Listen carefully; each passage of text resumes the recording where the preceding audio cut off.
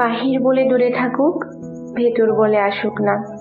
লেখিকা যোগফল শূন্য, পঞ্চদশ পর্ব। বিছানায় উপর হয়ে শুয়ে কি যেন লিখছে মৃন্ময়ী। তার অপর হাতে একটা ডেইরি মিল্ক চকলেট, ফাঁকে ফাঁকে সেটাই কামড় দিচ্ছে। মৃন্ময়ী একটা মেরুন রঙের লং স্কার্ট পরে আছে, লেখার সময় পা দুটো অনবরত নাড়াচ্ছে, যার ফলে তার স্কার্টটা পায়ের উপর থেকে কিছুটা সরে গিয়ে পায়ে পরিধান করা নূপুর জোড়া দেখা যাচ্ছে, সেগুলিতে রুনঝুন আওয়াজ পাচ্ছে। কি করছো মৃন্ময়ী? হঠাৎ তিথির কণ্ঠস্বর শুনে মৃন্ময়ী ঘাড় ফিরিয়ে তাকালো। তিথি তার বিছানার পাশে এসে দাঁড়িয়েছে। মৃন্ময়ী তড়িঘড়ি করে উঠে বসল। তিথি হাস্যোজ্জ্বল মুখে প্রশ্ন করলো, কি করছিলে? তেমন কিছু না, ওই নোটস করছিলাম। ও আচ্ছা, দাঁড়িয়ে কেন, বসুন প্লিজ। মৃন্ময়ী একটু সরে গিয়ে তিথিকে বসার জায়গা দিল। তিথি সেখানে বসলো। মৃন্ময়ী তার হাতের চকলেট বারটা দেখিয়ে বলল, চকলেট খাবেন? তিথি মাথা নাড়িয়ে বলল, না, তুমি খাও। সে তো খাচ্ছি আমি। তিথি হাসল। মৃন্ময়ী তিথির দিকে তাকিয়ে আছে। তিথিকে আজ যেন একটু বেশি স্নিগ্ধ আর মায়াবী লাগছে। মৃন্ময়ী ভালো করে খেয়াল করলে বুঝলো তিথি গোসল করে এসেছে। তার চুলগুলো এখনো হালকা ভেজা। ভেজা চুলে তিথিকে কি অপরূপ দেখাচ্ছে। মৃন্ময়ের ইচ্ছে করছে তিথিকে একটু ছুঁয়ে দেখতে। ওর যে চুলগুলো অসাবধানতায় মুখের কাছে চলে এসেছে, সেগুলো আলতো হাতে সরিয়ে তিথির ওই কাজল কালো চোখ দুটোতে ডুবে যেতে। মৃন্ময়ী অপলক দৃষ্টিতে তাকিয়ে রইল তিথির দিকে। বিষয়টা বুঝতে পেরে তিথির মধ্যে অজানা অস্থিরতা ভর করল। নিঃশ্বাস হঠাৎ করে অস্বাভাবিক হয়ে যাচ্ছে। তিথির ভয় হচ্ছে পাছে মৃন্ময়ী না সেটা বুঝে ফেলে। তিথি এমন অস্বস্তিকর পরিস্থিতি থেকে বের হতে মৃন্ময়ী নোটবুকে দৃষ্টি রেখে জিজ্ঞেস করলো, জরুরি নোটস লিখছিলে বুঝি? এসে বিরক্ত করলাম না তো? মৃন্ময়ীর ঘোর ভাঙল। সে একটু হেসে বলল, যত জরুরি হোক না কেন, আপনার থেকে বেশি কোনো কিছুই নয়। আপনি এলে আমি কখনো বিরক্ত হই না। উত্তর শুনে তিথি স্থির দৃষ্টিতে মৃন্ময়ীর চোখে তাকালো। মৃন্ময়ীর চোখে প্রবল ভালোবাসার হাতছানি। তিথির বুকের ভেতরটা কেমন করে উঠল। সে দৃষ্টি সরিয়ে নিল। এরপর আবারও নোটবুকে দৃষ্টি দেয় তিথি। মৃন্ময়ী হাতের পেনটা নোটবুকের মধ্যে রেখে সেটা বন্ধ করে রাখে। তিথি ওর লেখা দেখে বলল, আমি জানতাম ডাক্তারদের হাতের লেখা খারাপ হয়, সহজে পড়া যায় না, কিন্তু তোমার হাতের লেখা খুব সুন্দর। বাংলা ইংরেজি দুটোই ঝকঝকে পরিষ্কার। মৃন্ময়ী তিথির প্রশংসায় লাজুক ভঙ্গিতে হাসছিল। হঠাৎ করে স্মরণ হলো তিথি তার বাংলা লেখাও সুন্দর বলেছে, কিন্তু সে তো ইংরেজি লিখছিল। তাহলে তিথি কেন বাংলা লেখার কথা বলল? মৃন্ময়ী বিস্মিত দৃষ্টিতে তিথির দিকে তাকালো। তিথির ঠোঁটের কোণে রহস্যময় হাসি। মৃন্ময়ের বুকের ভেতর হঠাৎ করে ধক করে উঠল। তিথি চিঠির ব্যাপারটা ধরে ফেলেনি তো? মুহূর্তে মৃন্ময়ের চোখে মুখে আতঙ্ক ছড়িয়ে পড়ল। সে নিঃশ্বাস চেপে রেখে কাঁপা কাঁপা কণ্ঠে জিজ্ঞেস করল, বাংলা কোথায় দেখলেন? আমি তো ইংরেজিতে লিখছিলাম। তিথি জবাব দিল না, মিটিমিটি হাসল শুধু। মৃন্ময়ী কঠিন গলায় বলল, শুধু শুধু হাসবেন না, এখানে হাসির কিছু ঘটেনি। আচ্ছা, হাসছি না আর। তিথি যদিও তখনও হাসছিল। মৃন্ময়ীর ভীষণ রাগ লাগছে এই মুহূর্তে তিথির উপর, কিন্তু কেন সেটা তার নিজের কাছে অজানা। পুনরায় কঠিন গলায় জিজ্ঞেস করল, তাহলে অযথা হাসছিলেন কেন? আমাকে দেখে কি আপনার হাসি পাচ্ছে? তিথি ঠোঁট চেপে হাসি আটকে নাসূচক মাথা নাড়ালো। মৃন্ময়ীকে এভাবে রেগে যেতে দেখে তার সত্যিই ভীষণ হাসি পাচ্ছে। মৃন্ময়ী তিথির থেকে দৃষ্টি সরিয়ে নিল। তিথির দিকে আর তাকাচ্ছে না। রাগে তার চোখ মুখ লাল হয়ে গেছে। কিছুক্ষণ চুপ থেকে তিথি আবারও সহজ গলায় জিজ্ঞেস করল, আচ্ছা, তুমি ওই গানটা জানো? প্রশ্ন শুনে মৃন্ময়ী নিষ্প্রভ দৃষ্টিতে ওর দিকে তাকিয়ে রইল। কোনো কথা বলল না। তিথি নিজে নিজেই বলল, ওই যে ওই গান, কতবার ভেবেছিনো আপনা ভুলিয়া তোমার চরণে দিব হৃদয় খুলিয়া, চরণে ধরিয়া তব কহিব প্রকাশী, গোপনে তোমারে সখী কত ভালোবাসি। এরপর আবার সংশোধন করে বলল, সরি, সখী নয়, সখা। মৃন্ময়ী স্তম্ভিত হয়ে তিথিকে দেখছে। তিথির মুখে ভালোবাসি শব্দটি শুনতে এত মধুর লাগে, তার চোখে মুখে একরাশ মুগ্ধতা। কিছুক্ষণ আগের সেই রাগটা নিমিষেই কোথায় যেন মিলিয়ে গেছে। তিথি হেসে জিজ্ঞেস করলো, জানো এটা? মৃন্ময়ীর সম্বিত ফেরে, সে চমকে ওঠে। তিথি তাহলে সত্যি সত্যি চিঠির ব্যাপারটা বুঝে গেছে। তিথি মৃন্ময়ীর দিকে শান্ত চোখে তাকিয়ে উত্তরের অপেক্ষা করছে। মৃন্ময়ী চোখ মুখ শক্ত করে গম্ভীর গলায় জবাব দিল, না, আমি এমন কোনো গান জানি না। তিথি হালকা হেসে বলল, ও আচ্ছা। মৃন্ময়ী তিথির থেকে দৃষ্টি সরিয়ে নিয়ে বলল, আপনি কি আর কিছু বলবেন? না। তাহলে আপনি এবার আসুন, নোটস করা শেষ করে আমাকে পড়তে বসতে হবে, অনেক পড়া জমে আছে। ঠিক আছে। তিথি উঠে চলে গেল। মৃন্ময়ী নোটবুকটা বিছানা থেকে এক প্রকার ছুঁড়ে স্টাডি টেবিলের উপর রেখে বালিশে মুখ গুজে শুয়ে রইল। তিথির উপর এত রাগ লাগছে, সবকিছু বুঝেও এমন ভান করে থাকে যেন সে কিছুই জানে না। এদিকে কত সহজে চিঠির ব্যাপারটা ধরে ফেলল। ভাবতেই লজ্জায় মৃন্ময়ীর মরে যেতে ইচ্ছে করছে। এত জলদি কেন বুঝে ফেলতে হলো তিথিকে? ভেবেছিল মাঝে মধ্যে চিঠি দিবে, এখন সেটা আর সম্ভব হবে না। মৃন্ময়ীর খুব কান্না পাচ্ছে। তিথি এমন কেন? তার অনুভূতি নিয়ে কি কোনো খেলা খেলছে তিথি? সে সত্যি সত্যি ফুপিয়ে কেঁদে দিল। বিকেলের পর থেকে আর রুম থেকেই বের হলো না মৃন্ময়ী। তিথির মুখোমুখি হতে তার ভীষণ লজ্জা লাগছে। সে বিছানাতেই শুয়ে থাকলো পুরো সন্ধ্যা। রাতে ডিনার করতে ডাইনিং এ এসে বসেছে তিথি। তার পাশে ইতি বসে আছে। সে এক হাতে চামচ ধরে অপর হাতে অনবরত ফোনে কার সাথে যেন চ্যাট করছে। তিথি এখনো খাওয়া শুরু করেনি, অপেক্ষা করছে মৃন্ময়ীর আসার। শাহনাজ পারভীন আর জিয়াউল আলম এখনো বাসায় ফেরেননি। ফোনে জানিয়ে দিয়েছেন ওরা যেন তাদের অপেক্ষা না করে খেয়ে নেয়। ইতির এভাবে খাবার সামনে রেখে ফোন টেপা দেখে তিথি ওকে বলল, আগে খাবারটা শেষ কর, এরপর যত খুশি ফোন চাপিস। বোনের কথায় ইতি খানিকটা লজ্জা পেল। সরি আপু, খাচ্ছি আমি। সে ফোন রেখে খাওয়া শুরু করে। মৃন্ময়ী এখনো ডিনার করতে আসছে না দেখে তিথি রমিলাকে পাঠালো মৃন্ময়ীকে ডেকে আনার জন্য। রমিলা মৃন্ময়ীর রুমে আসে। মৃন্ময়ী রুমের লাইট অফ করে অন্ধকারে শুয়েছিল। রমিলা ডাকলো, মৃন্ময়ী ঘুমিয়ে পড়েছ? মৃন্ময়ী ক্ষীণ কণ্ঠে জবাব দিল, না খালা। লাইট নিভানো কেন? এমনি। আচ্ছা নিচে আসো, ভাত খাবে, তিথি আম্মু তোমার জন্য অপেক্ষা করে। আমি খাবো না খালা, তুমি যাও। খাবে না কেন? আমার খিদে নেই, ঘুম পাচ্ছে, ঘুমাবো এখন। রমিলা ফিরে গেল। ডাইনিং এ এসে তিথিকে জানালো মৃন্ময়ী বলছে খাবে না, তার নাকি খিদা নাই। ঠিক আছে। তিথি আর কথা বাড়ায় না, ডিনার শেষ করে নিজের রুমে চলে যায়।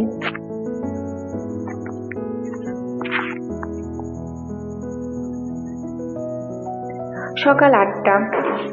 ইউনিভার্সিটির জন্য তৈরি হয়ে শাহনাজ পারভীন ব্রেকফাস্ট টেবিলে এসে বসলেন। আজ তার সারাদিন ব্যস্ততা। বিকেল 4টা পর্যন্ত ইউনিভার্সিটিতেই ক্লাস নিতে হবে। এরপর সন্ধ্যায় একটা সেমিনার আছে, সেখানে অ্যাটেন্ড করতে হবে। ব্রেকফাস্ট টেবিলে কাউকেই দেখা গেল না। এত সকালে ইতি কখনো ঘুম থেকে ওঠে না। আর গত রাতে জিয়াউল আলম অনেক রাত করে বাসায় ফিরেছেন, তাই ঘুমানোর আগে বলে দিয়েছেন সকালে যেন কেউ না ডাকে, তিনি যখন উঠবেন তখন খাবেন। একটু পর সুমনা আর মুন্নি মিলে ব্রেকফাস্ট দিয়ে গেল টেবিলে। শাহনাজ পারভীন লক্ষ্য করলেন আজ মৃন্ময়ী বা তিথি কেউই ব্রেকফাস্ট করতে আসেনি। তিনি রমিলাকে দিয়ে তিথিকে ডেকে পাঠাবেন ভাবছিলেন, কিন্তু তার আগেই তিথি এসে ডাইনিং এ উপস্থিত হলো। মাকে দেখে হালকা হেসে বলল, গুড মর্নিং মা। শাহনাজ পারভীনও হেসে জবাব দিলেন, গুড মর্নিং, কেমন আছিস? ভালো আছি, তোমার শরীর ঠিক আছে তো? হ্যাঁ ঠিক আছে। তিথি কাছের চেয়ারটায় বসলো। শাহনাজ পারভীন জিজ্ঞেস করলেন, তোর 4th ইয়ারের ক্লাস শুরু হবে কবে থেকে? এখনো কোনো নোটিশ দেয়নি ক্লাস শুরুর। ও। শাহনাজ পারভীন আর কথা না বাড়িয়ে ব্রেকফাস্ট করতে শুরু করলেন। তিথিও চুপচাপ খাচ্ছে। অনেকক্ষণ পেরিয়ে যাওয়ার পরও মৃন্ময়ী ব্রেকফাস্ট করতে আসেনি দেখে শাহনাজ পারভীন সুমনাকে জিজ্ঞেস করলেন, কি ব্যাপার সুমনা, আজ মৃন্ময়ী কোথায়? ও কি ঘুম থেকে ওঠেনি এখনো? মৃন্ময়ী আপনি খুব সকালে কলেজে চলে গেছে ম্যাডাম। আমি তাকে কিছু খেয়ে যেতে বলেছিলাম, কিন্তু খেলো না।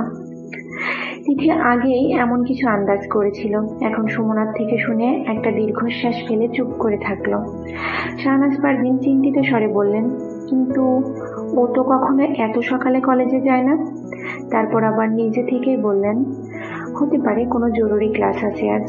শাহনাজ পারভীন ব্রেকফাস্ট করে ইউনিভার্সিটির উদ্দেশ্যে বেরিয়ে পড়লেন। তিথি দোতলায় তার রুমে চলে গেল। আজ পুরো ক্লাস জুড়ে মৃন্ময়ীকে এমন মন মরা দেখে প্রিয়া জানতে চাইল, কিরে ব্যাপার কি? কিছু না, কিছু তো একটা হয়েছে, সকাল থেকেই দেখছি আপসেট। ঘটনা কি বলতো? মৃন্ময়ী রেগে গিয়ে বলল, এখন এসেছিস ঘটনা শুনতে? সব তোর জন্য হয়েছে। প্রিয়া আশ্চর্য গলায় বলল, কি আমার জন্য হয়েছে? আমি আবার কি করলাম? এখন বুঝতে পারছিস না কি করেছিস? আমাকে কুবুদ্ধি দিয়েছিল কে? রেগে মেগে জবাব দিল মৃন্ময়ী। আমি তোকে কুবুদ্ধি দিয়েছি? তা কি কুবুদ্ধি দিলাম শুনি? তিথিকে চিঠি লেখার আইডিয়াটা তো তুই দিয়েছিলি। তোর পরামর্শে যদি চিঠি না লিখতাম তাহলে এই দিন দেখতে হতো না। ছি, এরপর তিথিকে মুখ দেখাবো কিভাবে? কাঁদো কাঁদো স্বরে কথাটা বলল মৃন্ময়ী। প্রিয়া বিস্মিত হয়ে জানতে চাইল, কি হয়েছে মৃন্ময়ী? আমাকে সব খুলে বল, আমি তো কিছুই বুঝতে পারছি না। মৃন্ময়ী গতকালকের পুরো ঘটনা সবিস্তরে প্রিয়াকে বলল। সব শুনে প্রিয়া বলল, এতে তুই আপসেট হচ্ছিস কেন? তো কি খুশিতে ধেই ধেই করে নাচবো? তিথি সব বুঝে গেছে। আমি যে ওকে চিঠি লিখেছি, আর তুই বলছিস আপসেট হচ্ছি কেন? তিথি কি তোকে সরাসরি প্রশ্ন করেছে তুই চিঠি দিয়েছিস কিনা? আজব, এত কিছু বলার পর আর ওটা বলার বাকি থাকে নাকি? অবশ্যই থাকে। তাছাড়া তিথি তোকে কোনো অভিযোগ করেনি চিঠি লেখা নিয়ে। যদি সে তোকে অভিযোগ করতো কেন চিঠি দিয়েছিস বলতো, কিংবা চিঠি নিয়ে বিরক্তি প্রকাশ করতো, তাহলে আপসেট হলে ঠিক ছিল। সে তো এসবের কিছুই করেনি। তুই কি বলতে চাইছিস বলতো? বলতে চাইছি, তিথি যেহেতু জানে চিঠিগুলো তোর লেখা, তার মানে তিথির কাছে এটা অজানা নয় তুই যে ওকে ভালোবাসিস। আর সব থেকে পজিটিভ দিক হলো, এতে তিথি বিরক্ত নয়। এর মানে হতে পারে তিথিও তোকে ভালোবাসে। মৃন্ময়ী হতাশ গলায় বলল, জানি না প্রিয়া, ওর মনে কি আছে। ওকে আমি একটুও বুঝতে পারি না। একবার মনে হয় তিথি আমাকে নিয়ে ভাবে, খুব ভালোবাসে আমাকে। আবার মনে হয় কিছুতেই ওর কোনো যায় আসে না। এই দেখ না, কাল রাত থেকে না খেয়ে আছি। একবারও এসে বলেনি মৃন্ময়ী খেয়ে নাও। সকালে না খেয়ে বেরিয়ে এলাম, একবার কল করে তো জিজ্ঞেস করতে পারতো খেয়েছি কিনা। প্রিয়া হতভম্ব গলায় বলল, বলিস কি, তুই কাল রাত থেকে কিছু খাসনি? এখন তো দুপুর 2টো হয়ে গেছে। প্রিয়া মৃন্ময়ীকে টেনে ক্যান্টিনে নিয়ে গেল।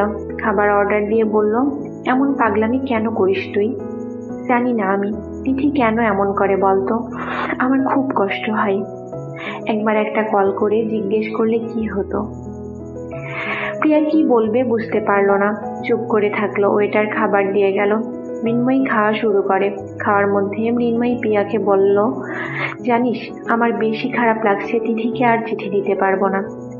প্রিয়া বলল, পারবি না কেন? অবশ্যই পারবি। তিথি তো আর বলেনি তুই চিঠি দিয়েছিস, তুইও স্বীকার করিসনি। তাই চিঠি দিতে কোনো বাধা নেই। তুই আগের মতোই চিঠি দিস। যদি কখনো তিথি নিজে এসে তোকে জিজ্ঞেস করে তুই ওকে চিঠি পাঠাস কিনা, সেদিন সত্যিটা বলে দিবি, আর কেন চিঠি দিস সেটাও জানিয়ে দিবি। প্রিয়ার কথা শুনে মৃন্ময় চোখ বড় বড় করে ওর দিকে তাকিয়ে রইল। প্রিয়া বলল, এমন করে কি দেখছিস? তোকে সহজভাবে তিথিকে ভালোবাসার কথা জানানোর উপায় বলে দিলাম। এর থেকে ইজিয়েস্ট ওয়ে আর নেই, বুঝলি? বলে একটা চোখ মারল প্রিয়া। মৃন্ময়ী হেসে দিল, বলল, ঠিক আছে, তবে তাই হবে। বিকেলে নেহা ফোন করে তিথিকে ডাকলো দেখা করার জন্য। তাদের স্নাতক থিসিসের সুপারভাইজার লিস্ট নাকি এর মধ্যে ওয়েবসাইটে দিয়ে দিয়েছে। শুনে তিথি বেশ অবাক হলো। এখনো ক্লাস শুরু হয়নি, তার মধ্যে সুপারভাইজার ডিস্ট্রিবিউশন হয়ে গেছে। তিথি তাই নেহার সাথে দেখা করতে গেল। ওরা দুজনে আলাদা সুপারভাইজারের অধীনে পড়েছে। থিসিস আর ফাইনাল ইয়ারের পড়াশোনা নিয়ে আলোচনা করতে করতে সন্ধ্যা মিলিয়ে গেল। রাত হয়ে যাচ্ছে দেখে তিথি নেহার থেকে বিদায় নিয়ে বাড়ির উদ্দেশ্যে বেরিয়ে পড়ল। বাড়িতে প্রবেশ করতেই তিথির দৃষ্টি সর্বপ্রথম গেল তাদের ডাইনিং এরিয়ায়। মৃন্ময়ী সেখানে বসে নাস্তা করছে। মৃন্ময়ীকে নাস্তা খেতে দেখে তিথি স্বস্তি পেল। সারাদিন ধরে ও খেয়েছে কিনা এটা নিয়ে একটা চাপা দুশ্চিন্তা তার মধ্যে বিরাজ করছিল। সে একটু হেসে মৃন্ময়ীর পাশের চেয়ারটায় গিয়ে বসল। মৃন্ময়ী একবার তিথির দিকে তাকিয়ে আবারও খাওয়ায় মনোযোগ দেয়। তিথি হালকা কেশে জিজ্ঞেস করলো, হাঙ্গারি স্ট্রাইক স্থগিত তবে? হাঙ্গারি স্ট্রাইক শুনে মৃন্ময়ী প্রচন্ড বিষম খায়। তিথি দ্রুত সামনে থেকে পানির গ্লাস নিয়ে মৃন্ময়ীর দিকে এগিয়ে বলল, এই নাও পানি খাও। মৃন্ময়ী তিথির হাত থেকে গ্লাস নিয়ে পানি খেলো। একটু স্বাভাবিক হয়ে অগ্নি দৃষ্টিতে ওর দিকে তাকিয়ে ঝাঁঝালো গলায় জবাব দিল, কিসের হাঙ্গারি স্ট্রাইক? ও আচ্ছা, তাহলে কোনো হাঙ্গারি স্ট্রাইক ছিল না। আমি ভাবলাম হাঙ্গারি স্ট্রাইক দেখেছো কিনা বলে ঠোঁট টিপে একটু হাসলো তিথি। মৃন্ময়ীর রাগ লাগছে খুব। সে রেগে আরো কিছু বলতে যাচ্ছিল, কিন্তু হঠাৎ প্রিয়ার কথাগুলো মনে হলে নিজেকে শান্ত করলো। কিছুক্ষণ তিথির দিকে তাকিয়ে থেকে জিজ্ঞেস করলো, আমি শুধু শুধু হাঙ্গারি স্ট্রাইক করতে যাব কেন? কি করেছি আমি? তিথি টেবিল ছেড়ে উঠে দাঁড়িয়েছে। এক পলক মৃন্ময়ীর দিকে তাকিয়ে বলল, ও তুমি জানো না কি করেছো তুমি?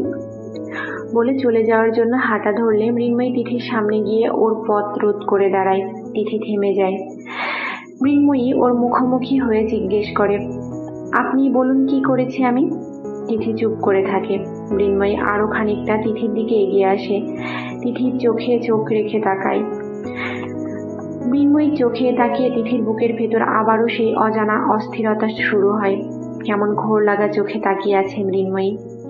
মৃন্ময়ী এক পা করে তিথির দিকে এগোতে থাকে। তিথি আর স্থির থাকতে পারে না, অজানা আতঙ্কে পিছিয়ে যায়। মৃন্ময়ী তার আরো কাছে এগিয়ে এসে শান্ত গলায় প্রশ্ন করে, বলুন আমি কি করেছি? হঠাৎ করে ডাইনিং এর শোকেসের সাথে পিঠ বাঁধলে তিথি থেমে যায়। আর পেছানোর জায়গা নাই। মৃন্ময়ী তিথির একদম কাছে এসে দাঁড়িয়েছে। ওর দু চোখে অদ্ভুত ঘোর। তিথির শরীরে ঘাম দিতে শুরু করলো। বুক দ্রুত ওঠানামা করছে। হার্টবিট সম্ভবত 150 ছাড়িয়ে গেছে। মৃন্ময়ী তিথির এতটাই কাছে চলে এসেছে যে তিথির উষ্ণ নিঃশ্বাস এসে তার চোখে মুখে পড়ছে। মৃন্ময়ীর শরীরে শিহরণ বয়ে যায়। দুজনের মধ্যে কয়েক সেন্টিমিটারের দূরত্ব ছাড়া আর কোনো ব্যবধান নেই। মৃন্ময়ী একই দৃষ্টিতে তাকিয়ে কাঁপা কাঁপা স্বরে আবারও জিজ্ঞেস করলো, কি হলো বলুন, চুপ করে আছেন কেন? তিথি নিজেকে শক্ত করার চেষ্টা করে। মৃন্ময়ীর সামনে নিজের দুর্বলতা প্রকাশ করা উচিত হয়নি। এতক্ষণ তার দুর্বলতা প্রকাশ পাওয়াতেই মৃন্ময়ী এতটা কাছে চলে আসার সাহস পেয়েছে। তিথি প্রাণপণ চেষ্টা করছে নিজেকে কঠিন করার, কিন্তু কিছুতেই নিজের মধ্যে কাঠিন্য আনতে পারছে না। তার মন তাকে নিয়ন্ত্রণ করতে শুরু করেছে। মস্তিষ্কের কথা শুনতে চাইছে না। তিথির প্রচন্ড হতাশ লাগছে এই মুহূর্তে। সে অসহায় চোখে মৃন্ময়ীর দিকে তাকিয়ে রইল। মৃন্ময়ী এবার তিথির ঠোঁটের উপর তার দৃষ্টি নিবিষ্ট করে। আতঙ্ক উত্তেজনায় তিথির লাল টুকটুকে ঠোঁট জোড়া মৃদুভাবে কাঁপছে। সে সেদিকে গভীর দৃষ্টিতে তাকিয়ে থাকে। মন বলছে কোনো আবেগী ভুল করে ফেলতে। মনের এমন অদ্ভুত খেয়ালের কথা চিন্তা করে মৃন্ময়ী শরীরে কাঁপুনি দিয়ে উঠল। আপু! হঠাৎ ইতির গলা শুনে দুজনেই চমকে উঠল। মৃন্ময়ী মুহূর্তেই তিথির থেকে সরে দাঁড়ালো। তিথিও সাথে সাথে শোকেসের সামনে থেকে সরে যায়। ইতি তার কানের হেডফোনটা খুলে কাছে এসে জিজ্ঞেস করলো, আপু তুই কি এখন বাসায় ফিরলি? হ্যাঁ কেন? তিথির গলা কাঁপছে। না মানে আপু, আই নিড ইউর হেল্প। তিথি কোনো রকমে বলল, কি হেল্প বল। তার বুক তখনও ধড়ফড় করছে। ইতি লক্ষ্য করলো তিথিকে খুব ক্লান্ত দেখাচ্ছে। গলার স্বরটাও কেমন যেন শোনাচ্ছে। সে বলল, তুই মনে হচ্ছে খুব টায়ার্ড। আগে ফ্রেশ হয়ে কিছুক্ষণ রেস্ট কর, আমি পরে তোর রুমে এসে বলছি। ঠিক আছে। ইতি কানে হেডফোন গুঁজে দিয়ে চলে গেল সেখান থেকে। তিথি মৃন্ময়ীর দিকে একবার তাকালো, দেখলো মৃন্ময়ী আড়ষ্ট হয়ে দাঁড়িয়ে আছে কিছুটা দূরে। সে আর কথা না বাড়িয়ে সিঁড়ির দিকে পা বাড়ায়। মৃন্ময়ীর এবার হুঁশ হলো, তিথি চলে যাচ্ছে দেখে দ্রুত সিঁড়ির কাছে গিয়ে দাঁড়ালো সে। তিথি তখন সিঁড়ির মাঝামাঝি চলে গিয়েছে। মৃন্ময়ী নিচের ধাপে দাঁড়িয়ে থেকে তিথির উদ্দেশ্যে বলল, আমি কিন্তু ওই গানটা জানি। শুনে তিথি একটু দাঁড়িয়ে পড়ে, এরপর লাজুক হেসে আবারও উঠে চলে যায়। মৃন্ময়ী মুচকি হাসে। কিছুক্ষণ আগের করা দুঃসাহসিক কাজগুলোর কথা স্মরণ হতেই তার গাল রক্তিম হয়ে ওঠে। সে লজ্জায় দুহাতে তার মুখ ঢেকে ফেলে। রাত 12টা। তিথি ঘুমানোর প্রস্তুতি নিচ্ছে। সে সময় তার রুমের দরজায় কড়া নাড়ালো কেউ। তিথি চমকে উঠল। মৃন্ময়ী আসেনি তো? কিছুক্ষণ পর ইতির গলা শুনে তার ভুল ভাঙল। ইতি রুমে উকি দিয়ে বলল, আপু ঘুমিয়ে পড়েছিস? না, আয়। তিথি উঠে বসলো। ইতি তার বিছানায় এসে বসেছে। তিথির মনে পড়ল সন্ধ্যায় ইতি কোনো একটা হেল্পের কথা বলেছিল। সে বলল, হ্যাঁ ইতি বল, তোকে কি হেল্প করতে পারে? ইতি একটু ইতস্তত করে বলল, আমার ম্যাথ অ্যাসাইনমেন্ট দিয়েছে, কিন্তু কিছু বুঝতে পারছি না, তাই তোর কাছে এলাম। তিথি এসে জবাব দিল, ও আচ্ছা, তোর অ্যাসাইনমেন্ট আবারও আমাকে করে দিতে হবে তাই তো? ইতি বোনের হাত ধরে বলে, প্লিজ আপু করে দে না, এইবারই লাস্ট। আমি না হয় অ্যাসাইনমেন্ট করে দিলাম, পরীক্ষায় তো আর আমি গিয়ে লিখে দিতে পারবো না, ওটা তো তোকেই লিখতে হবে তাই না? তাহলে তোর কি করা উচিত? ম্যাথগুলো বোঝা উচিত নয় কি? নাকি শুধু অন্যকে দিয়ে করিয়ে নিলেই হবে? ইতি ঠোঁট কামড়ে বলল, বোঝা উচিত। তিথি ওর মাথায় হাত বুলিয়ে দিয়ে বলল, তাহলে কাল বই নিয়ে আমার কাছে আসিস, তোকে বুঝিয়ে দেব, আর অ্যাসাইনমেন্টগুলোও করে দেব। এবার যা ঘুমিয়ে পড় গিয়ে। ইতি খুশি হয়ে বোনকে জড়িয়ে ধরে বলল, থ্যাংক ইউ আপু। তুই এত ভালো কেন? হয়েছে, এবার ঘুমাতে যা, বেশি রাত জাগিস না। ঠিক আছে, গুড নাইট। Good night. দুপুরের রোদ পড়ে গেছে। শীতের বিকেল দ্রুত এসে যায়। বেলা 4টা বাজে। এর মধ্যে চারপাশে আবছা অন্ধকার নেমে এসেছে। গত 2 দিন ধরে কুয়াশাও পড়ছে বেশ। উত্তরের হিমেল হাওয়া আর ঘন কুয়াশায় অনুভূত হচ্ছে কনকনে শীত। তিথি একটা ভারী চাদর গায়ে জড়িয়ে বাগানে এসে বসেছে। সামনে টেবিলের উপর তার ল্যাপটপ রাখা। সেই স্ক্রিনে তাকিয়ে অতি দ্রুত কিছু একটা টাইপ করছে।